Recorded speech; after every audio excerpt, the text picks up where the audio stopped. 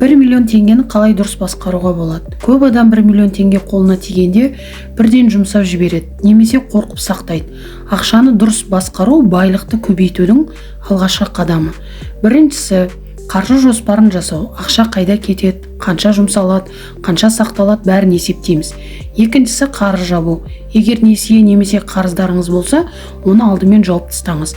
Үшіншісі, қаржы қорғаныс. Сіз жұмыс жасамай қалғанда, сіздің 3 ай, 6 ай шығындарыңызға қаржы қорғаныс керек.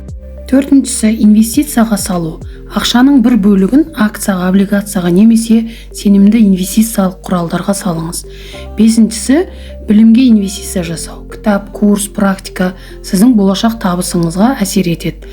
Алтыншысы, шығындар шектеу. Қалдыққа қарамай әр теңгені тиімді жұмсаңыз.